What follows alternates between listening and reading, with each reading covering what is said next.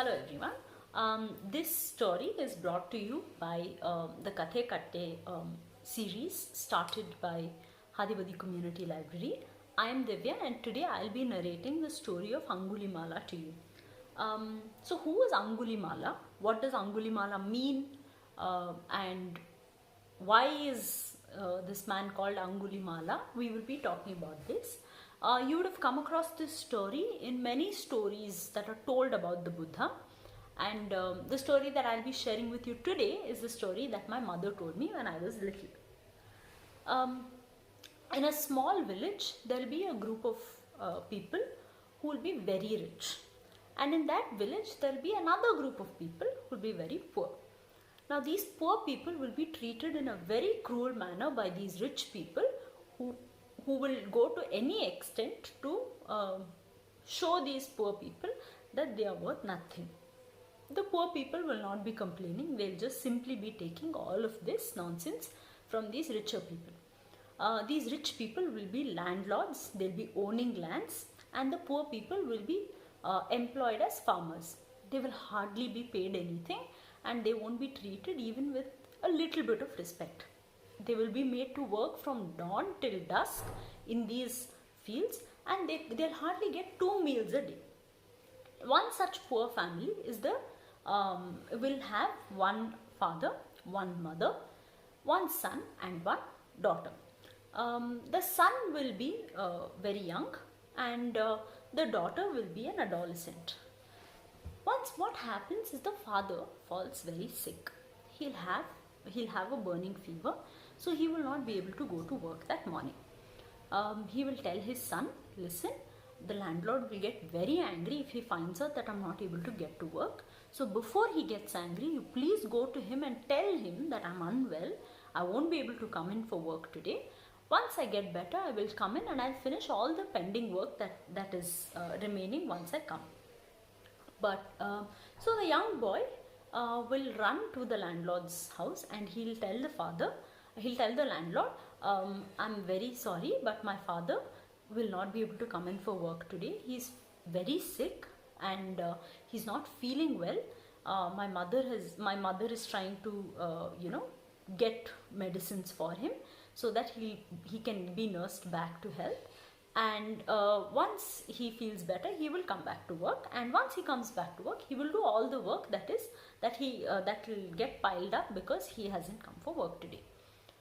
The landlord will be a very cruel man. He'll get very angry and he'll say, you're a family of liars, you poor people have nothing else to do, you only lie, you want to eat without earning the money for it, you people only live off our money. And he gets very angry and he starts scolding the young boy.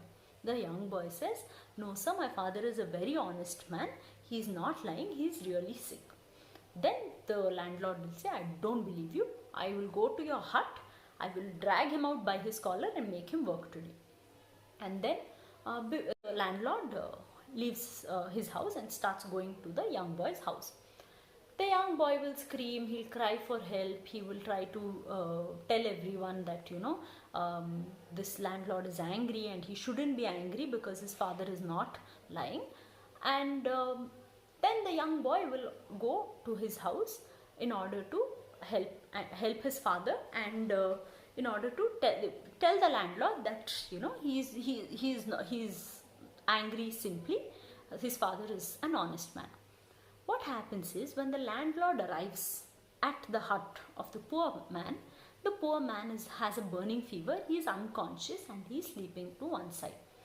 The wife has gone to the forest to pick some herbs so that she can grind a medicine for him and give it to him so that she can nurse him back to good health. And the young adolescent daughter will be in the house as well. So as soon as the landlord goes home, first he sees the daughter and he finds out that the man is sick. So he hurts the daughter. So by the time the young boy comes to his house, he sees that this landlord, despite finding out that his father is sick, hurts the daughter and tries to hurt the family. The young boy gets very, very angry, and in a fit of anger, in a fit of rage, he gets into a physical fight with the landlord, and in anger he chops off all his fingers and says, "How dare you touch my sister with these fingers?" And then he kills the landlord, and he gets very angry that these rich people have constantly been torturing these poor people, and so he leaves his house and he takes the fingers of the landlord, he makes a garland out of it and wears it around his neck. That's why he's called Angulimala now. Anguli means fingers, Mala means garland.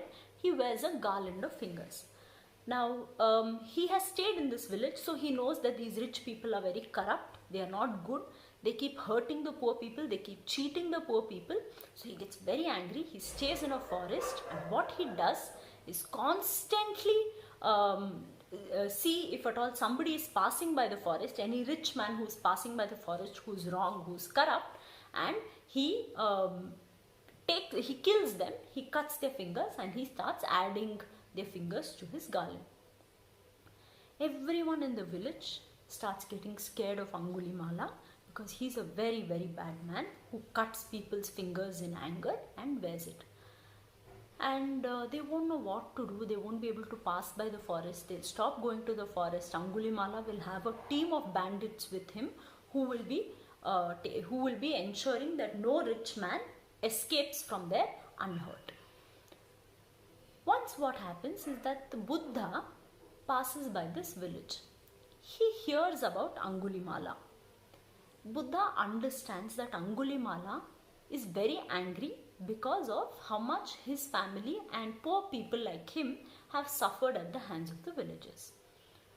So he tells the villagers that you are wrong. You have treated these poor people very badly, and they are also human beings. You shouldn't have done that in the first place. They say, yes, we know now, but we are very scared. He doesn't even let us go through the forest. Buddha says, is that so? Okay, fine. I will pass by the forest and I will see what I can do. Then Buddha is passing by the forest. Angulimala spots him. Angulimala says, who are you? The Buddha smiles and says, I am the Buddha. He says, why are you here? Why aren't you scared of me? I can cut your fingers and I will wear them around me like a garland.